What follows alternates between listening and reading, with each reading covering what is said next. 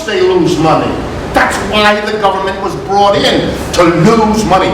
And you know how a railroad runs when it loses money? It has to dip into the taxpayers' fund to keep going. In other words, corporations got cheap rail rates because the government ran it at a loss, covering the loss with taxpayer money. So the burden of the railroad was pushed onto the taxpayer and off of the corporation.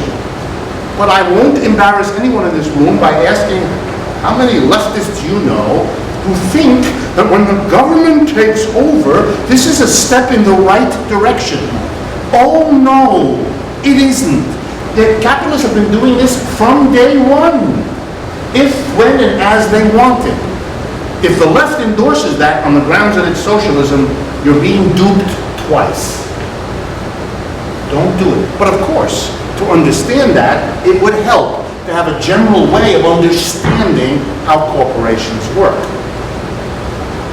These issues, these distributions of the surplus shape our society. Whole populations in America and in other capitalist countries become leeches off the surplus. Once they get into their position, they realize this is an endless source of income. Lawyers, we made jokes earlier, lawyers develop an endless array of legalisms in order to suck out of corporations the maximum amount of surplus. They invent new ways of suing you. They invent new language about how you're vulnerable, and therefore why you need a larger lawyer, a legal staff to help protect you. At a certain point, the capitalists who understand this struggle, like Marxists do, have practical needs. You know what the capitalists do?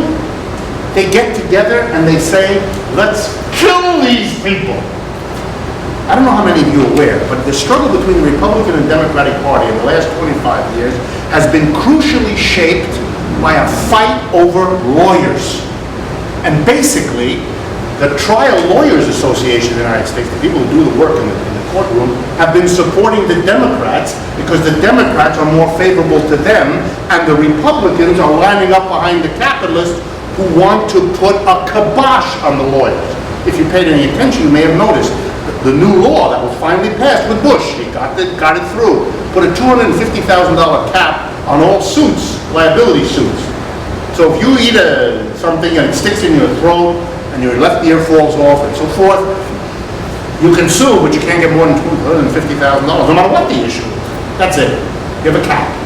Well, who's that for? Is that for you? No.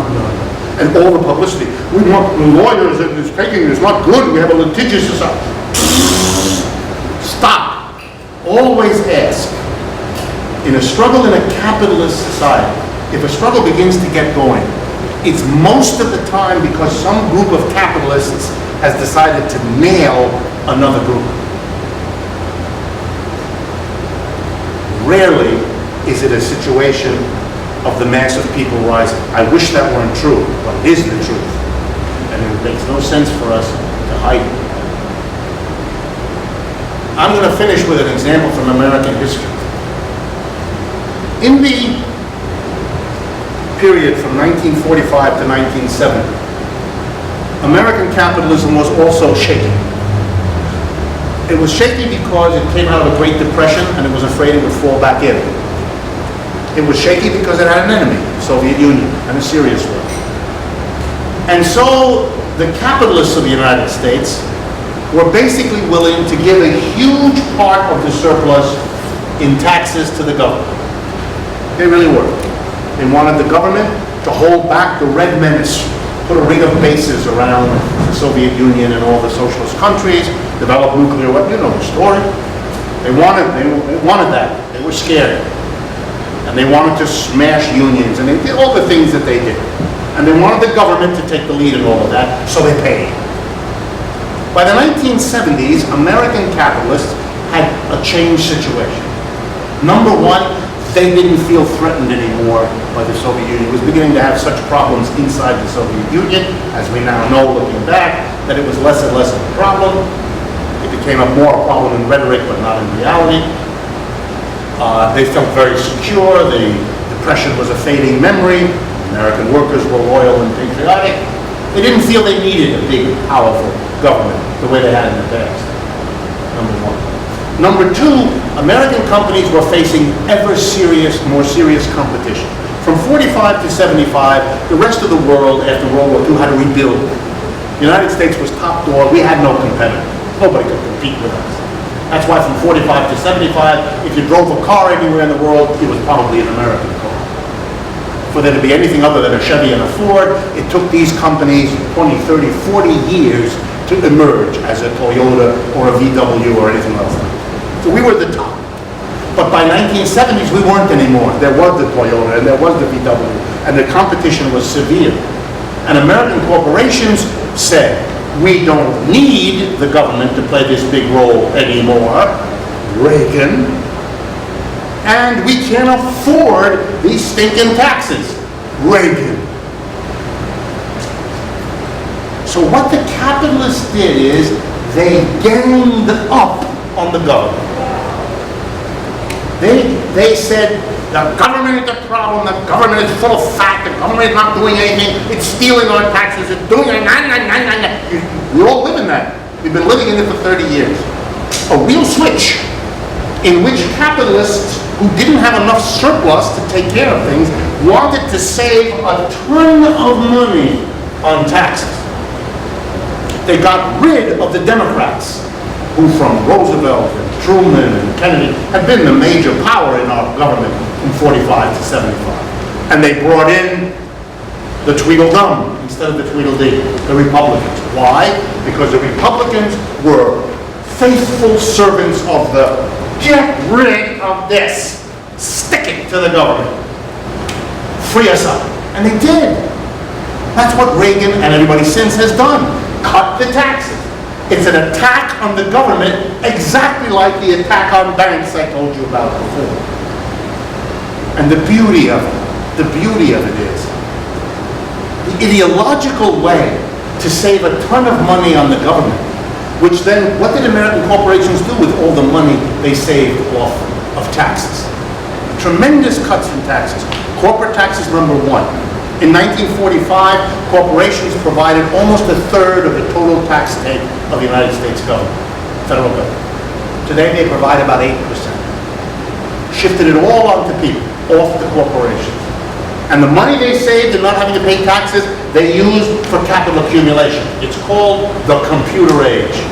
Financed because they could shift the surplus from the government in paying taxes to capital accumulation. And also to mergers, buying up every company. If you couldn't beat it competitively, buy it. That's what they did. Tremendous wave of consolidation. So they attacked the government. The beauty, they used American nativist ideology to make it all look good. It's for the individual. The government shouldn't be taking over our lives and telling us what to do. And the left, looking around without an idea. All that the left did, I'm exaggerating, but you see the point, is to line up with the poor, defunct Democratic Party, which didn't know what to do, because their whole rationale was, we're going to be the government, we're very smart, we come from Harvard, and we'll manage all of these things, and we'll get us out of the Depression, and we'll make a nice society, capitalism with a human face. The capitalists had it with the human face. We're very happy with an inhuman face. We don't care. Which Americans still don't want to face. Look at the debate in Washington about health care. Every day, more is given up. Nothing. You're going to get squat. We pay more for medical care than any country on earth that's developed, and our health care is poor. We rank about 20th out of the top 30 countries. So we get lousy quality, and we pay too much for it. And that's being preserved. That's a kind of index that there's no understanding from a Marxian perspective that would be able to identify what Reagan is the struggle of one group of capitalists against others. Those capitalists that depend on the Democratic Party social welfare spending get screwed. And those capitalists who want more than anything to save on their taxes, they win. That's how the game, and then all the capitalists adjust to this arrangement. And the irony is, they did so well They managed this attack on the government so well. The combination between that and lowered wages, that we had a profit boom, the likes of which we had not had before in American history. The last 25 years were ecstatic.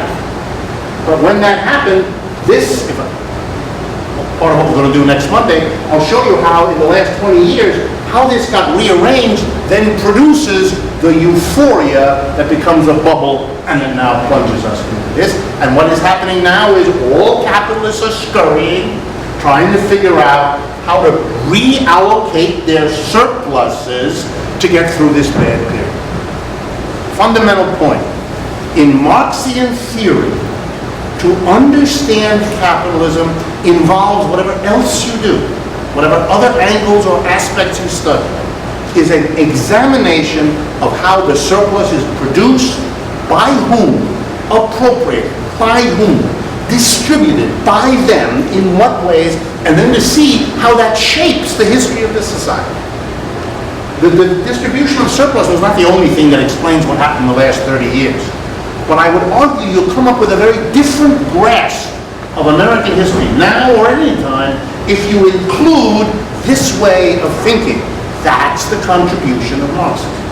It allows you to ask and answer those questions, and the result is a different sense of what happened.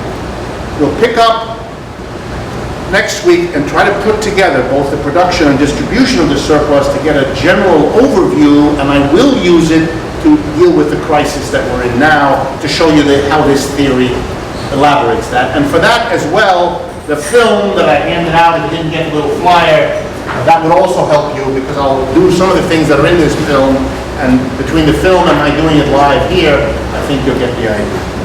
Thank you very much. I hope to see you next